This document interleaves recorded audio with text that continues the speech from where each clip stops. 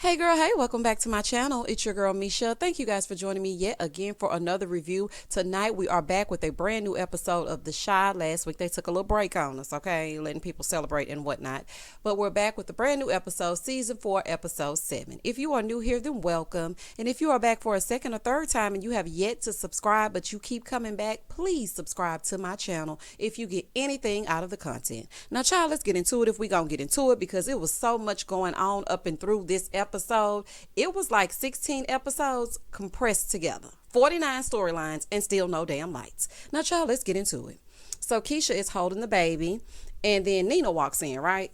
Oh child, let me tell y'all something. Nina really works my nerves. She works my nervous system. Do y'all hear me? So she's like, well, how's the baby doing? Keisha's like, oh, he's quiet. She's like, they don't stay that way. No, they don't stay that way, Nina, but it's her child, honey. You're just trying to instill negativity. Now, this is my opinion. I feel like she's trying to get her to see the negative side of parenting when there are so many positives as well. However, okay, because this is a two-sided coin, she's going to have some emotions when this baby starts to ask about his dad and where he came from. Now, I want her to know that that will come up, and she's going to have a tough conversation with her child. So then Nina said, are you sure you want to keep him? Nina, he's not a goldfish, honey. He's a baby. Ugh. So she's like, you're asking for you or for me? I know that's right, because this is what I'm thinking. I'm thinking Nina just lazy. Okay? That's just the bottom line. Nina is lazy. She don't want to be nobody's grandma. She don't want to be nobody's mama, a big mama. She don't want to be none of that. Okay? She just want to run around and figure out how to keep this secret from Dre. She ain't got time to be. She don't even want to raise y'all. You think she want to help raise your kids? Child, no, ma'am. So she's like, I'm just saying, have you even begun to ask the tough questions? So then Nina says, Octavia was going to give him a good life. And so Keisha says she can still do that, but just not with my baby. And I was sitting here thinking, I didn't realize she took the baby back already. Child, this is unrealistic because, first of all, there are different channels that you have to go through in order to get your child back.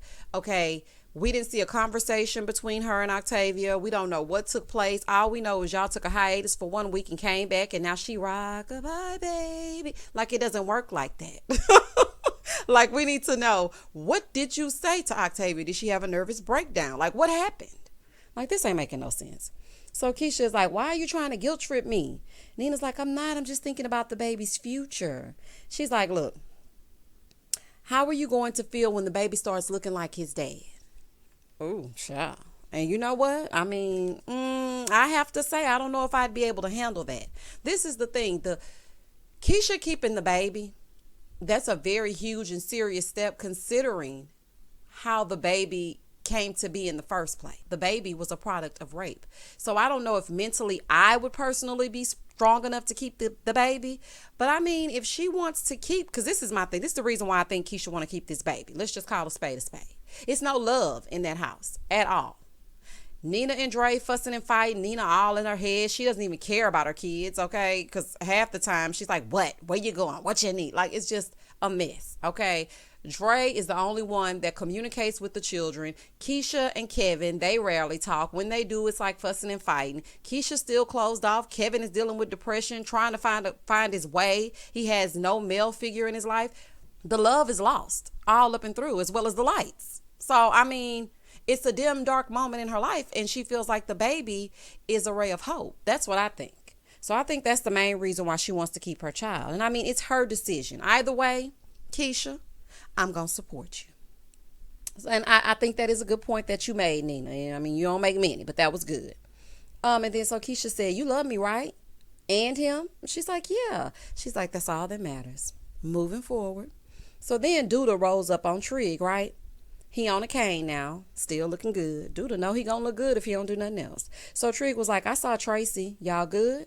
Now this is my thing. Trigg said he saw Tracy 5 times in this episode, but yet we didn't see Tracy not once. Like, I'm like, okay, child, where are you calling her, honey? Because she's doing nothing. So Duda said, basically, Tracy was good when she was getting what she wanted, and now she's not. So then they talk about how Duda be messing up all the time. And he's like, I'm here now. He's like, well, about time. He's like, man, don't start that. And I'm like, oh, okay, y'all got a little relationship going. Okay. I thought it was going to be some tension there, but it's actually almost like a father-son relationship when I see the two of them interact with each other, right? So then Duda starts telling him that Marcus is on him about the Olympics coming to the Chi. And finally, I know Gemma's daddy's name. Let me tell y'all something. I've been trying to figure that out for 7 episodes. I'm like, what is this man's name? But his name is Marcus. So then Trigg was like, yeah, bump all that. Let's handle this first. So then they go into Nuck's place. So Duda hits Nuck with the Shawnee O'Neal, honey, from Basketball Wives. He told him, your services are no longer needed.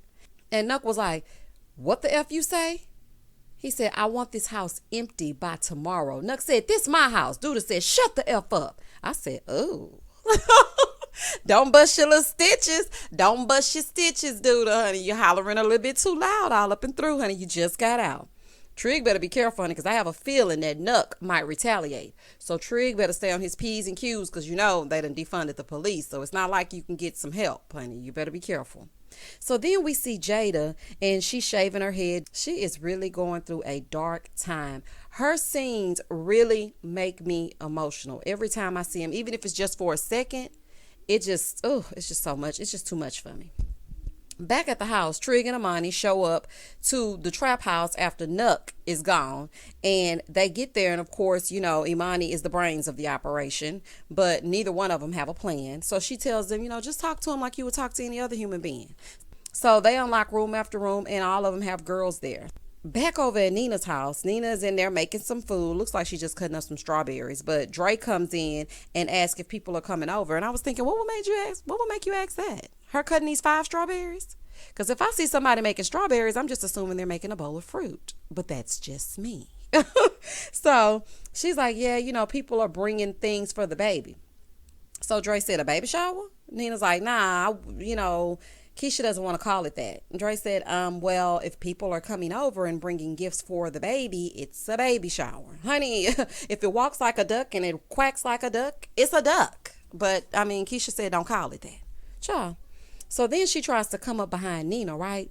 And Nina kind of jerks away because she's feeling guilty about letting Brat Functified behind take her down. So now she don't want to be touched.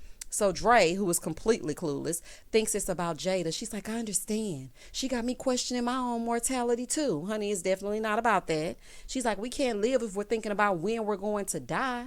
She's like, just know that I love you and we're going to live every second of this thing called life. Baby. When I tell y'all I started feeling guilty, I'm like, did I cheat on Dre? Child, I started looking around like, oh my God, how I'm going to tell Dre?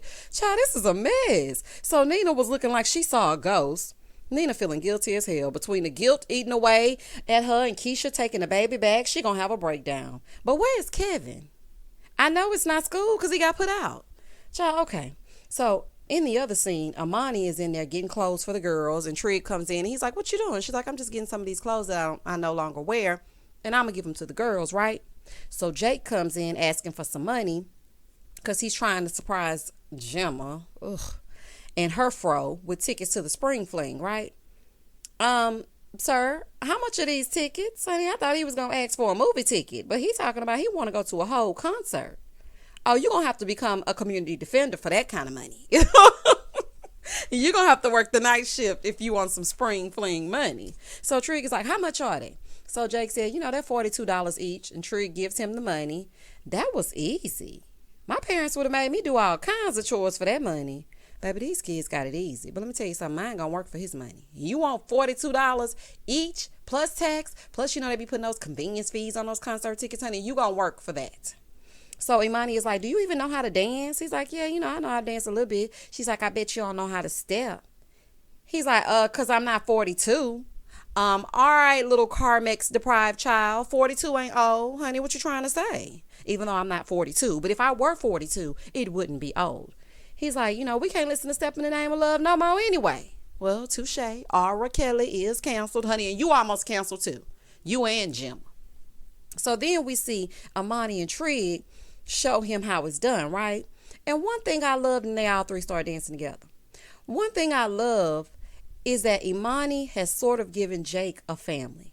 like an example of a relationship. Imani was a great addition to the Shy. I love it. I'm glad her and Trigg came along to scoop up Jake. I mean, he still has no morals and no conscience. But other than that, I mean, I like the fact that they're giving him a family unit. But they need to sit him down and say, you don't take your friend's girlfriend. But child, that's neither here nor there. Back over at the Addams family, Kev comes downstairs listening to his headphones, right? And Nina is like, what's going on with you? I'm like, don't try to project your nastiness and your guilt on Kevin because you're upset and paranoid and anxious at the fact that you have this secret. I'm trying to put that off on this little boy. So Dre said, let him listen to his music. So Nina said, well, it's hurting my ears. How can music you can't hear hurt your ears? Oh, okay. So then she says, oh, you mad Gemma left you for your little friend? Now that was the most hurtful statement ever. Why would you hurt your own son like that? Nina act like she be drunk sometimes. I'm convinced that she just sits around and gets drunk. Personally, if I were Keisha, I wouldn't even want to keep my baby for the mere fact that I wouldn't want Nina to have any involvement, any influence, or anything over my child. Look how she treats her own kids. Kevin looked so hurt. Then, instead of her apologizing for the hurtful statement, she continues and says he needs to stop focusing on girls and making them the end-all be-all. He's a teenager. Everything at that age is the end-all be-all. He could have lost his remote to the game if he can't find his PS2 controller or 3 or PS5 or whatever it is. Everything is a big deal. Child, Nina, shut up. Ugh.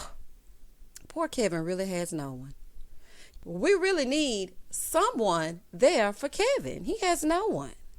So Dre is like, we just think, it would be nice if you could get back into Northside Academy. How? They said they have zero tolerance. He hit that Caucasian teacher, so he's not going back there. Child.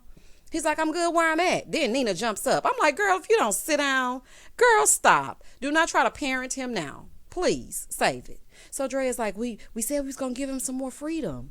So then Kev walks away saying he's going to get a video game.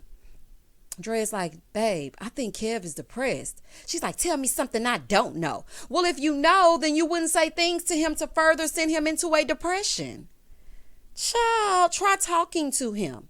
Nina is self-absorbed. She is an awful parent. And Nina, comb your damn hair. Always looking like she just woke up. Child made me mad, honey. Y'all know I don't like to cuss in my reviews. I can't stand Nina. She is right up there on the list with Jake and his ashy mouth and Gemma and her fro. Child, that made me mad.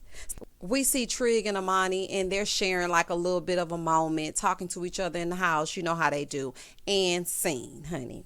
So then we see Tiff and Emmett and he tells her he wants to build their marriage and take her on a date. She's like, oh, I gotta work. Well, girl, it's probably for the best, honey. He was just gonna take you to his restaurant anyway, child. Y'all know it's the only one in the Shy. So so he's like, is that code for screwing Dante? And she's like, if I wanted to screw Dante, I would say that. Because y'all know Tiff wears the pants in the relationship. So there's a party that they're doing, right? But Dom is not going to be able to go. So she's like, you can go. Well, he's like, well, what kind of party is it? And she was like, it's a sex party. He was like, I don't like you going to no sex party without me. She's like, you can come. He's like, nah, I'm good. Well, then why did you ask? And since when would you turn down a sex party? Child, keep the characters in character, please, Lena. Thank you. So they go into Keisha's house, right, to give her some things for the baby. And it's things that their son had used, the son that we never see, okay, the son that they never have with them. And Emmett is like, we're not having any more kids, so you can have this stuff. And I always forget that Emmett actually has 3 other kids, but that storyline just disappeared into the abyss, honey. We never hear about those kids anymore.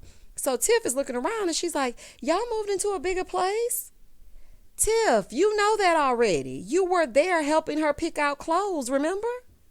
I don't know if it's just me, but do y'all remember I think it was the first episode or the second, that Keisha was trying to find an outfit to wear because she was interviewing people to possibly adopt her baby, and Tiff was helping her? Or were they at Tiff's house? Child, I don't know. But Tiff, if y'all were at this house, honey, you be forgetting your lines. I don't know, but I really think that they were at her house. So Emmett asks Nina how she feeling, right? Because, Tiff and Keisha went into the other room. She's like, oh, I've been better. So Emmett tells her, he trying to be a better husband, but it's hard out here for a pimp. So then he notices that Nina got a drink. And she's like, I can make you one. So then they go into the kitchen and Emmett is like, you got some stuff you trying to forget. She's like, maybe. How you know? He knows because he knows a guilty conscience cocktail when he tastes one, okay? And he's like, I know that look. She's like, what look is that? He said, like your walls caving in, like regret haunts you day and night. Translation, honey, that's the same look I had when I screwed Dom and felt guilty when she befriended Tiff. It takes a cheater to know a cheater, okay? So then Nina starts getting all paranoid. Boy, who you been talking to? Child, anybody can look at you and tell something is going on unless they're just blind. He's like, nobody. I just know that look. Like, calm down. He's like, listen, just come clean. So then they start acting all crazy and all paranoid, right? And you know it's bad when Emmett giving fidelity advice, okay? She's like, lower your voice. So then at that moment, Dre walks into the room and see the two of them looking all suspicious, right? And she's like, what? And Dre was like, nothing. Child, honey, it's going to come out sooner or later. In the next scene, we see Papa over there making serial killer collages. You know how the serial killers be maybe cutting out those letters and pictures from the magazines and pasting them together to send letters. I was like, not the collage. Papa is basically trying to make up with MEASHA. So he's putting together this little bit of a collage, right? So then Jake is sitting there with him and he tells Jake he didn't have to do Kevin like that. Okay. You need to be saying a little bit more than that, Papa, honey. We look to you to have a level head. So Jake is like, it's not my fault he's corny. Jake, honey, you aren't the epitome of cool yourself. So then Papa said, I heard you taking Gemma to the spring fling. That's messy. And Jake is like, I'm following my heart. Ugh. So Papa said, well, make sure she don't break it. I know that's right, honey, because what goes around comes back around. Hey, my baby. Shout out to Beyonce. I'm just letting you know. So then we see the long line of people waiting for a video game, right? And Kev's in line, honey, and the time's lapsing. Kev looking like he about to fall out. And I was thinking, wow, they in line like they waiting for some J's. I didn't know you get in line like that to wait for a video game. So they're waiting in line, and he gets almost to the front. They say they sold out. So then he sees this little cutie from the community center, and he's like, how did you get that? She's like, yeah, the manager holds one for me at the front. And he's like, can you give me one? Can you hook me up? Honey, just put it on 2 players. If you catch my drift. She's like, nah. He's like, can I play with you? She's like, you good? He said, yeah. She's like, all right, come on. Honey, I knew when they bumped into each other last episode, she was going to be his boo. Gemma who? Okay.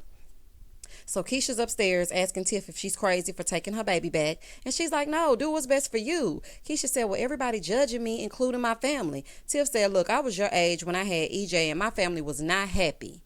But I know they wouldn't be happy if I gave my baby to somebody else. And she was like, they barely even want to watch him unless I pay them. Well, honey, you must be rich because you don't never have your child. Never. And I'm trying to figure out why y'all acting like Keisha is 6. Keisha has graduated from high school and was on her way to college. She's grown. So, I mean, Tiff, this didn't make no sense, child. She's like, it's not always fun, but I'm glad I had my baby because I couldn't imagine my life without him. The way it is, sex parties and Dante and weed and trap houses and lions and tigers and bears. Oh, my. Girl, goodbye. So then we see some flashes of positivity in the community. And then they played the remix of You Will Know. When I tell y'all that used to be my song, okay? That used to be my song. That's when music was so positive. That's when there was a light in the world. That's when there was no COVID. Like, oh, that was everything, honey. It took me back down memory lane. So we see a young man helping an older lady across the street with groceries. Free food stations on the street. One guy stopped a person from stealing a car. Then we see free clothes. And I just think in our black communities, we really need to see more of that. That little short segment actually made me want to do more in my community. I ain't gonna lie to you. I love to see people helping people, especially our people. That was everything to me. And our black men rising to the occasion, baby, that was everything. And they really could have ended the episode on that. I would have been fine. But we're moving forward. So we see Kevin and his soon-to-be new boo on the way to her house. And she's like, your mama don't care about you going to a stranger's house? Baby, his mama don't care about nothing. So keep on going, child. He's like, I move how I want to move. Since birth, okay? You were roaming the streets at night since season 1. So, I mean, At least you're honest. She's like, you got white parents or something? Honey, I know that's right, because my parents would never. Honey, they wouldn't even let me go to my cousin's house, and we're related by blood. Child, you can't trust people. But his mom is so disconnected from reality and her own kids and trying to run from this affair in her mind, so he can go. Girl, it's cool. Over in the other scene, Jada shows up to the get-together looking beautiful. Jada, you look beautiful with that shaved head. I know what it symbolizes, and I know the reason that you had to do it, but I just want to say that that look is so becoming for you. You looked so fresh. I loved everything about it. So she's like, I was going to put a name on the cake, but I didn't know what name to put. So then Nina was like, what about Job?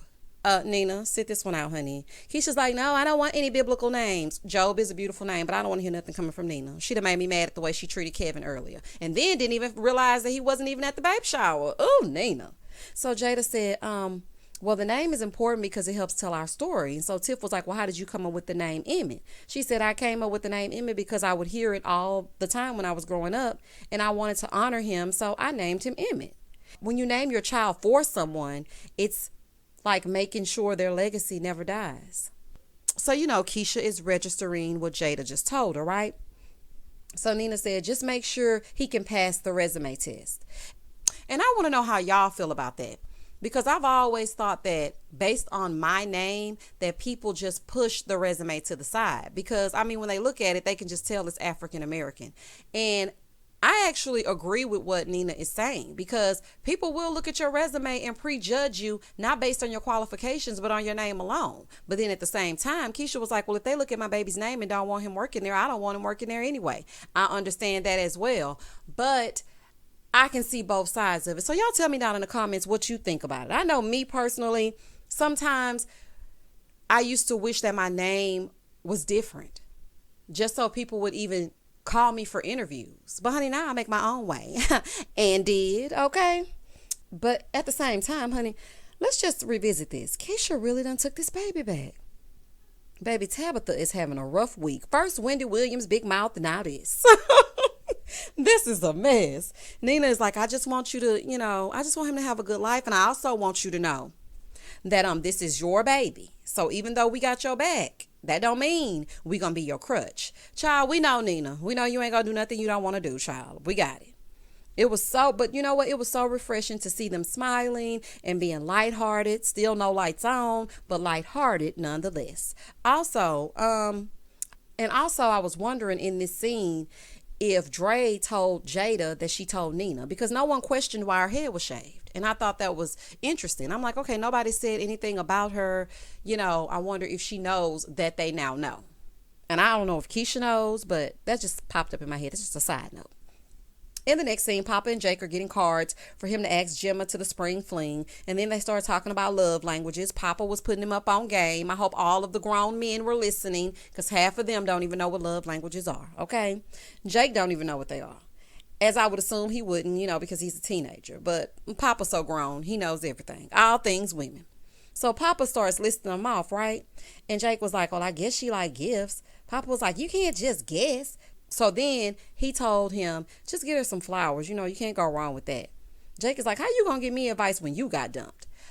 Jake, how you gonna be trying to find out some advice when you took her from somebody else, child? You need to just be happy you got somebody, honey. Please be quiet. Why you can't find your own girl? Nobody has ever really been attracted to you for you. Well, he giving it and you taking it. So let's move forward. Over at the house where Nuck had all his girls, Amani is in there passing out the clothes, right? So Trigg walks in with these 3 little trays of food. Trigg, where's Emmett? What they gonna do with these little trays, honey? So then he's like, where y'all plates? They're like, plates? We ain't got no plates. So then one of the girls got mad because now they might be homeless. Listen, you can either be here getting some help, or you could be killed like Trinity was for trying to have a voice and trying to do something other than prostitution. So I'm just trying to figure out where the attitude is coming from. She's like, I'm not going to no shelter. I was thinking to myself when they were talking, I'm like, why not remodel the house and make it into a safe haven? But we'll keep that in the back of our minds as the review goes on. So then Imani is like, well, the center isn't set up for housing yet, but y'all can stop by for a free breakfast. Amani, I'm going to need y'all to have a plan, okay? Like, y'all just come. I mean, I understand the sentiment, but I'm going to need y'all to have a plan. So then Trigg tells them that there's a 1-bedroom open at the shelter, but you got to have a kid. So why are you telling them, Trigg? It doesn't make any difference, honey. It's nothing that they can use. They need news they can use, okay? Nina is telling Jada in the next scene she's not ready for a grandbaby. Nina, we already know that. Jada says to Nina, well, thank you for sharing Dre with me. And Nina's like, oh, anytime. Girl, the lies, okay? She said, thank you for understanding, because I know if it were me, I would have thought something was going on. And so she started laughing. Jada, that's not funny. So the same way y'all are talking now, y'all could have been had that conversation. Now, was this so hard? I didn't think so. Nina is like, that's crazy. She's like, you didn't think we were doing something, did you? And did. And cheated because of it. So Nina said, what was I supposed to think? You were supposed to think to ask Jada or ask Nina after you found the text message in the phone, child. She's like, she was sending me the voicemail. She was sneaking around. She's like, but you know us. Me personally, I don't put nothing past nobody. But that's just me. So Nina said, I think I made a mistake. It ain't no I think I made a mistake, honey. You did. Then she tells Jada she cheated on Dre. I'm like, Nina's so free with the information, child. So Jada said, did you tell her? Of course she didn't. Over in the next scene, Kevin and his new friend, they arrive at his at this gaming spot, right? And Kevin looks totally out of place. But then he finds his groove, right? Moving forward. Trigg and Amani second guessing their decision. Imani's like, I don't know what we're going to do. Now, don't backpedal now, honey. We've come this far. Let's just keep the train moving. Imani then starts to come up with the idea that they can redo the trap house. Those were my thoughts too, Amani. So I guess now they're going to be the community builders as well, honey. They're the cops, the robbers, the ambulance, and now they're the remodelers, honey. I don't know. Back at the gaming spot, Kev and his little friend, I cannot remember her name. I think it was Lene. Kev and Lene, they're playing the game, and she is tearing him up. But then he makes a comeback, right? And I was looking at this scene. I was like, this is so wholesome to me. To see kids not sitting around smoking weed, cursing, drinking, but just playing video games. I love to see it. In the next scene, Amani goes to Trinity's room and she gets super emotional because she sees some of her things and she wishes she was there to see the change. So then Trigg suggests that they call it the Trinity House. I was like, oh, that's beautiful. So then he kept getting call after call after call from Jamal, right? And so he decides to leave. So then Imani's like, make sure you be careful. And baby, no truer words were spoken. So Trigg shows up to Jamal's house because his girl's brother and him are fighting. Baby, this is too much for one man. And Jamal needs to leave that woman in her velour suits right where they are, honey, if you're going to be having to have a domestic dispute every time you turn around. On the other side, Emmett is at the restaurant doing some paperwork. So then Tiff stops by to pick up the cash boxes to go make a deposit. But then she asks Emmett one more time about going to the sex party. Candy, you influencing sex dungeons in every city. Girl.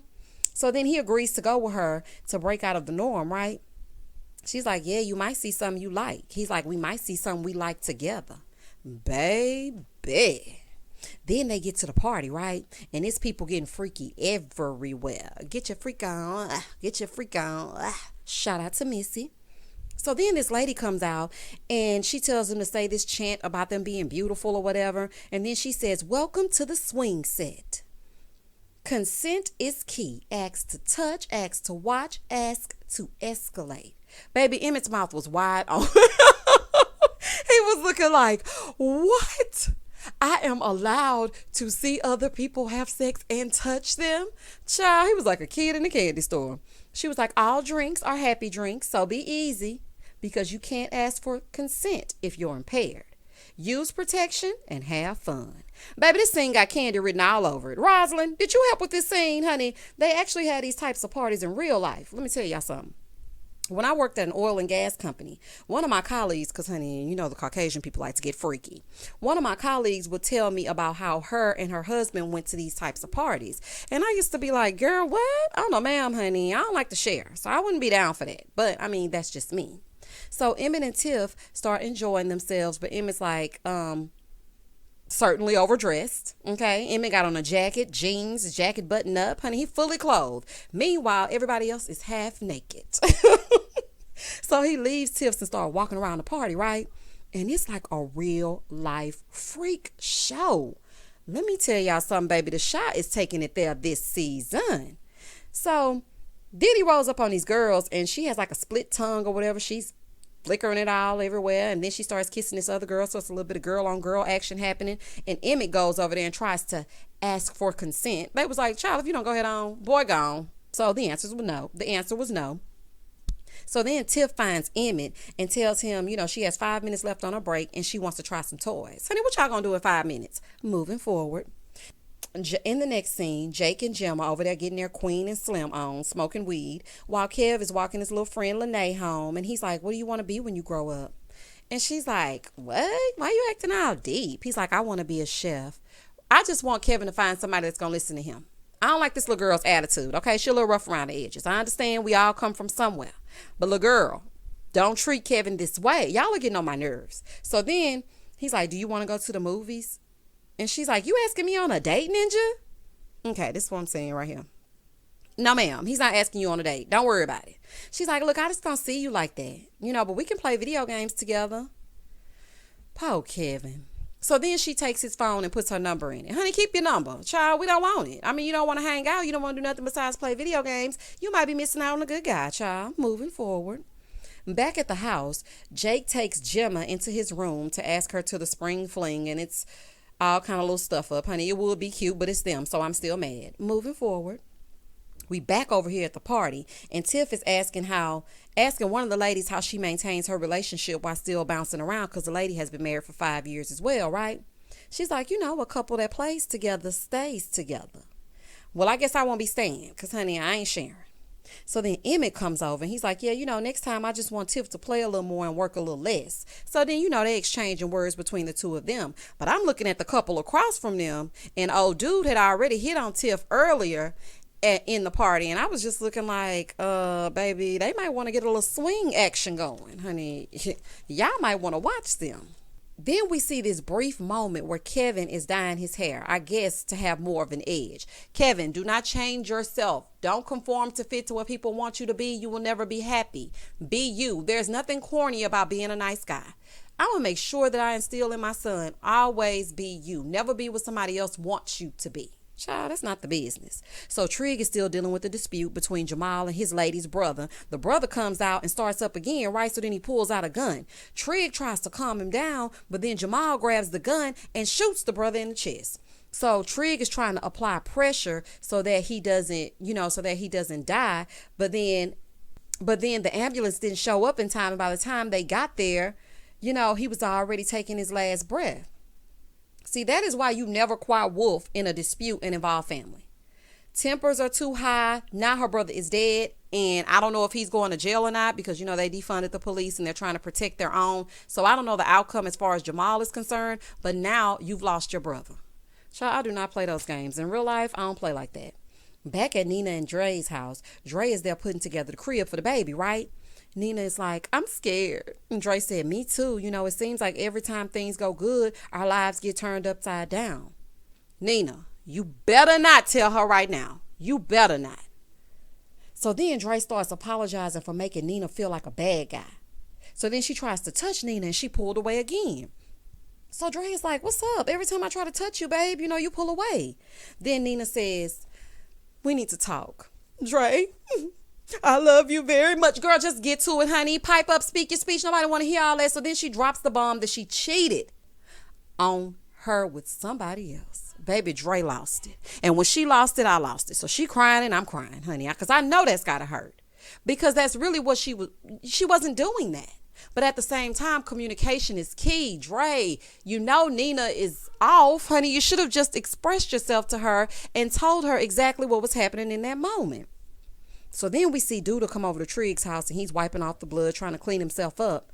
And he asks how things are going at the trap house, right? He was like, we decided to just get a house to the girls. So then he asked Duda, he said, look, do you really want to be done with the police? He said, the police are trying to kill us and cage us. We got to try something different. Trigg said, well, trying to protect my people is taking a toll on me and I need help. I knew it would. That is a huge undertaking. It was unrealistic to think he and Tracy, who hasn't been seen this entire episode, would be able to do it all. Like, that just doesn't make any sense. So then Duda said, we just need a little bit more time. Trigg said, how we gonna do that when the black people feel like they're safer with the police? They gonna turn on us. They gonna turn on us if we keep losing people. Then Duda looks at him, ungrateful, and says, well, you need to be more careful.